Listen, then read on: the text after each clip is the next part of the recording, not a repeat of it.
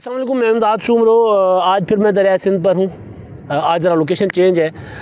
कल मैं किसी और जगह पर था और आज मैं हूँ कोटड़ी का जो पुल है दरिया सिंध का, हैदराबाद और कोटड़ी को मिलाता है, जुड़वां शहर है और बीच में सिर्फ दरिया है। तो वहाँ पर हूँ और मैंने सोचा कि जाके दरिया का हाल देखूँ, दरिया बादशाह से कुछ बातें करूँ। तो दरिया बादशाह ने कहा मेरा हाल ही वही है जरा पाकिस्तान की मईशत है, यानी बुरे हाल में है। ये देख रहे हैं ना आप, एक दरिया सिंध के मैं बिल्कुल दरमियान में बैठा हुआ हूँ, बिल्कुल दरमियान में, जितना इधर है उतना इधर ही। और बस ये एक कहीं जो दरिया कर देता है ना, कटाव करके अपने लिए थोड़ी सी गुंजाइश बना लेता है, तो वहीं पे थोड़ा सा पानी है। बहरहाल बात दरिया की नहीं है, बात सियासत की कहानी की है। और सियासत की कहानी में रवानी तेज़ है, दरिया में ठहराव है, दरिया में तुग़यानी नहीं है, तूफ़ान नहीं है, लेकिन पाकिस्तान की सियासत में बहुत ज़्यादा तूफ़ान उठ रहे हैं तेज़ी के साथ। उथल पुथल हो रही है, वो जो मैं एक लफ्ज़ इस्तेमाल कर रहा हूँ आजकल के, उथल पुथल, तो उथल पुथल हो रही है। तो ख़बर जो मैंने कुछ अर्सा पहले दी थी कि मरीम नवाज़ जो है वो बेनज़ीर भुट्टो की बरसी पर गड़ी खुदाबख्श जा रही हैं। मरीम नवाज़ ही नहीं, PDM की पूरी लीडरशिप जो है वो मदऊ है। और इस बार गड़ी खुदाबख्श का जो मेला होता है, बरसी का जो जलसा होता है बुनियादी तौर पर, वो तो एक मेले का समा होता है। तो वहाँ पर इस बार जो मेला लगेगा उसमें ज़रा ज़्यादा रंग होंगे। पहले पीपल्स पार्टी का 3 रंग का झंडा जो है वो होता था, भुट्टो साहब की तस्वीरें, बेनज़ीर साहबा की तस्वीरें, बिलावल आसिफ ज़रदारी साहब की तस्वीरें, या पीपल्स पार्टी की जो अपनी लीडरशिप है उनकी तस्वीरें वगैरह हुआ करती थी। इस बार ज़रा डिफरेंट होगा माहौल। PDM की पूरी लीडरशिप जा रही है, तो डेफिनेटली वो जो पीपल्स पार्टी ने 18 अक्टूबर को किया था, 18 अक्टूबर को जब यौम कारसाज था, कारसाज के अलमी कारसाज के धमाके की बरसी थी, जिसमें दर्जनों पीपल्स पार्टी के जाले जो हैं वो जाँ बहक हुए थे, हलाक हुए थे। तो उस पर भी जब कराची में जलसा हुआ था तो वहाँ पर भी पूरी की पूरी PDM की लीडरशिप की, नवाज़ शरीफ, शहबाज शरीफ, मरीम नवाज़ की तस्वीरें थी, आवेज़ा थी जगह जगह, और पूरे शहर को सजाया गया था उनकी तस्वीरों से। तो अब जो 18 अक्टूबर का जलसा होगा उसमें भी तवक्को यही की जा रही है कि PDM का रंग होगा उसमें, लेकिन जलसा तो होगा, तकरीरें होंगी, जो वो सारा कुछ होगा। लेकिन एक चीज़ जो तब्दीली वहाँ पर एक और आ रही है वो ये है कि पीपल्स पार्टी का जो हुआ करता था, CEC का एक रिवायती इजलास हुआ करता था, भुट्टो साहब की बरसी और बेनज़ीर साहबा की बरसी के एक दिन आगे या एक दिन पहले, बेनज़ीर साहबा की बरसी से एक दिन पहले होता था वो इजलास 26 को, और भुट्टो साहब की बरसी के अगले दिन होता था, या वो भी एक दिन पहले। बहरहाल वो होता रहता है, चेंज होता रहता था। तो वो इस बार पता ये चला है, उसकी अभी ऑफिशियली तस्दीक होनी है, लेकिन बहरहाल ज़्यादातर इम्कान यही है कि इस बार होगा ये कि जो बरसी से एक दिन पहले यानी 26 को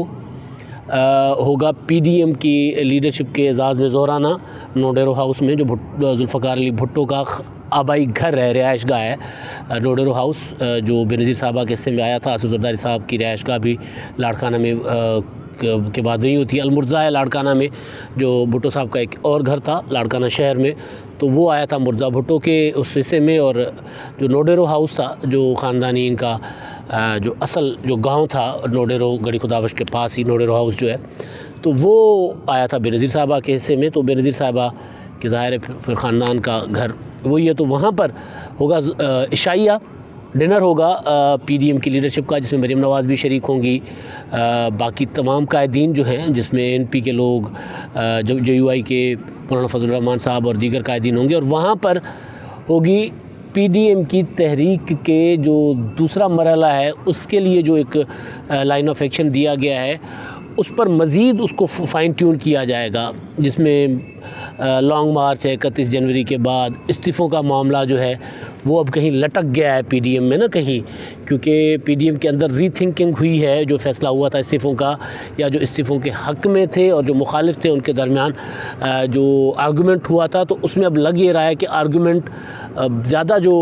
उसमें वज़न पड़ा है वो उनके आर्गूमेंट में पड़ा है जो इस्तीफ़ा नहीं देना चाहते, और जो चाहते हैं कि हम कि हर सूरत हर मैदान में खड़े रहना चाहिए हमें, जिसमें पीपल्स पार्टी भी सर फहरिस्त थी, जिसमें कुछ और जमातें भी हैं जो चाह रही थी कि जनाब इस्तीफ़ा देकर मैदान खाली करने के बजाय कि पार्लियामेंट ऐवानों के अंदर भी रहा जाए और ऐवानों के बाहर भी लड़ाई लड़ी जाए। तो बहरहाल ये वाला जो सारा मामला है ये भी होगा वहाँ पर डिस्कस होगा, क्योंकि 31 जनवरी की जो डेडलाइन है, 31 जनवरी के बाद लॉन्ग मार्च का फ़ैसला होगा और 31 दिसंबर तक इस्तीफ़े सारों ने जमा करवाने अपनी अपनी लीडरशिप के पास। तो पॉलिटिकल पार्टीज़ जो हैं अपने लोगों से तो इस्तीफ़े ले लेंगी, लेकिन वो इस्तीफ़े आगे जो है वो स्पीकर्स को, कौमी असम्बली और सूबाई असम्बली के स्पीकर्स के पास कब जमा होने हैं ये डिस्कस होना है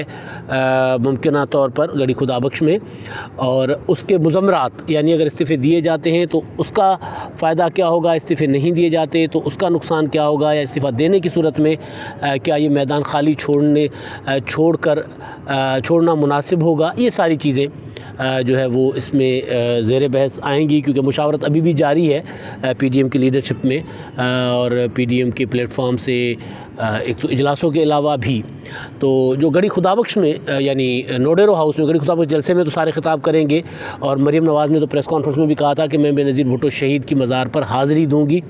तो ये एक बड़ा ट्रिब्यूट होगा उस पॉलिटिकल पार्टी की लीडरशिप की तरफ से बेनज़ीर साहिबा को, जो पॉलिटिकल पार्टी रिवायती हरीफ थी और हरीफ है। अब भी ये होगा जब ये इमरान ख़ान की हुकूमत रहती है, चली जाती है, वक्त पर इंतखाबात होते हैं, कब्ल वक्त इंतखाबात होते हैं, सेनेट के इंतखाबात होते हैं, जहाँ और गिलगित बल्तिस्तान में तो आपने देख ही लिया चाहे बलदियाती इंतखाबात होते हैं, जहाँ इंतखाबात होंगे तो वहाँ पीपल्स पार्टी और मुस्लिम लीग नून आमने सामने होंगी, JUI भी आमने सामने होगी उनके। तो लेकिन जो चीज़ है वो पहले भी मैंने गुजारिश की थी कि असल बात जो है वो ये है कि पॉलिटिकल पार्टीज़ के अंदर जो इख्तलाफ, नज़रियाती इख्तलाफ है वो ज़ाती दुश्मनी में बदल गए थे,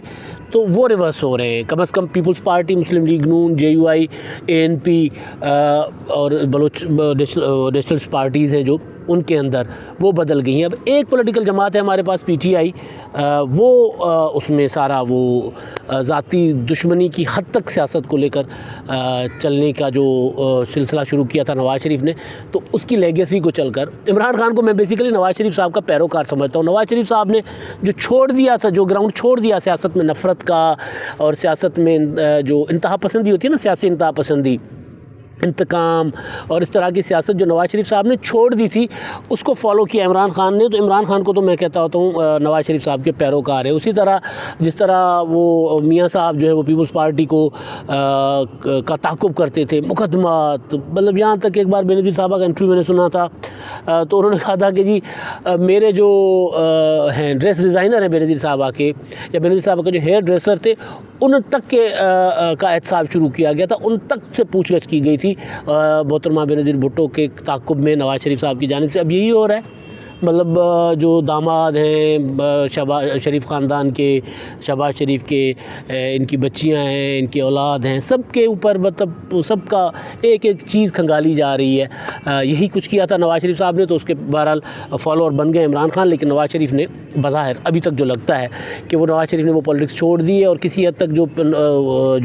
2013 से 2018 तक का दौर है मुस्लिम लीग नून का, उसमें ऐसा नज़र नहीं आया, सिवाय आखिरी टाइम में वो जो जाली अकाउंट्स वाला मामला आया, नली वाला मामला, वो भी चौधरी निसार साहब ने किया था, और मियाँ साहब की उसको कभी कहते आशीर्वाद थी, कभी कहते नहीं थी, बहरहाल जो भी है, लेकिन उस लेवल पर नहीं था जिस लेवल पर 99 तक नवाज़ शरीफ साहब ने किया था। यानी 99 जब नवाज़ शरीफ साहब की हुकूमत ख़त्म हुई थी, मुशर्रफ का मार्शल लॉ लगा, तभी आसिफ ज़रदारी अंदर ही थे, जेल में ही थे। तो वो जब आए थे फारूक लगारी साहब के जो निगरान सेटअप था उसमें वो गिरफ़्तार हुए थे, और मियाँ साहब की पूरी हुकूमत में वो जेल में थे। तो बहरहाल वो उस तरह तो खैर नहीं रही मुस्लिम लीग नून, लेकिन इमरान खान साहब बहरहाल उस पैटर्न पर चल रहे हैं। लेकिन गड़ी खुदाबख्श से जो मैसेज जाएगा, मरीम नवाज़ जो जा रही हैं, PDM की दूसरी लीडरशिप जा रही है, ANP जा रही है, ANP पीपल्स पार्टी की रिवायती हरीफ जमात है, हलीफ जमात नहीं रही कभी भी। वो वली ख़ान के ज़माने से लेकर वो एक मशहूर कहावत है कि जी जनाब पूछा गया वली ख़ान से कि ज़िया-उल-हक ने पूछा था कि जनाब भुट्टो को मार दूँ या छोड़ दूँ, तो उन्होंने कहा था कि जी कब्र एक है, और मैयतें दो होंगी, तो एक ने तो दो हैं, मरने वाले दो होंगे, तो एक ने जाना है। तो जिसके बाद ज़िया-उल-हक ने भुट्टो साहब को फांसी चढ़ा दिया था, ये एक बात कही जाती है उम्मन। तो इस तरह की जो सियासी मुखालिफ जमातें हैं, बाद में वो इत्तेहादी भी बनी मुख्तलिफ फोरम्स पर, प्लेटफॉर्म्स पर, तो वो सारी की सारी गढ़ी खुदाबख्श में इकट्ठी होंगी। पीपल्स पार्टी का जो सियासी किबला समझा जाता है, गढ़ी खुदाबख्श, वहाँ पर इकट्ठी होंगी, वहाँ पर तकरीरें होंगी, मज़ार पर भी हाज़िरी देंगी। तो बहरहाल वो जो 27 दिसंबर है, इस 27 दिसंबर का जलसा रिवायती जलसा नहीं होगा, गैर रिवायती जलसा होगा, जिसमें रिवायती हरीफ जो है वो भी वहाँ पर होंगे, और पीडीएम की जो अगला लाएअमल है वो वहाँ पर होगा। और पीडीएम के सरबराही इजलास बाज़ाब्ता तो शायद ना हो, मगर गैर रस्मी इजलास होगा और बड़ा इम्पॉर्टेंट इजलास होगा, जिसमें पीडीएम अपनी आइंदा की हिकमत अमली तय करेगी। और इससे जो आइंदा जो ज़िमनी इंतखाबात हैं, बल्दियाती इंतखाबात हैं, उन इंतखाबात में पीडीएम की सियासी जो इत्तेहादी जमातें हैं उनकी क्या हिकमत अमली हो, आया वो इलेक्शन अलाइंस के तौर पर आगे जाएं, यानी वो जो बल्दियाती और ज़िमनी इलेक्शन है, या अलग अलग से एक दूसरे के सामने इंतखाबात लड़े, सारी चीज़ें डिस्कस होंगी। लेकिन मेरे लिए सबसे चीज़ जो बड़ी चीज़ है वो ये है कि गढ़ी खुदाबख्श में पाकिस्तान में जो पाकिस्तान की रिवायती पॉलिटिकल पार्टियाँ हैं, पाकिस्तान की असल पॉलिटिकल पार्टियाँ हैं, जो अवामी ताकतें हैं, जो पीपल्स पार्टी की तकरीबन तमाम की तमाम मुखालिफ हैं, सारों की सारी लीडरशिप वहाँ पर होगी। मज़ार पर भी जाएंगे और ख़िताब भी करेंगे। तो एक बहुत बड़ा इवेंट होगा, पाकिस्तान की सियासी तारीख़ का एक बड़ा जो है वो जलसा, बड़ा इवेंट, बड़ा मेला जो है वो बेनज़ीर साहबा की बरसी पर लगने जा रहा है गढ़ी खुदाबख्श में। जिसमें सबसे बड़ी चीज़ तो जो मैं बार बार गुजारिश करता हूँ वो होगा मरीम नवाज़ का वहाँ पर जाना, नवाज़ शरीफ साहब की साहबजादी का जाना। लेकिन वहाँ से जो अब वो जो तहरीक पीडीएम की थोड़ी सी रुकी थमी सी लग रही है, वहाँ से उसमें नई जान पड़ेगी, नई हिकमत अमली के साथ पीडीएम की लीडरशिप मैदान में उतरेगी। अब तक के लिए इतना ही। अल्लाह हाफ़िज़।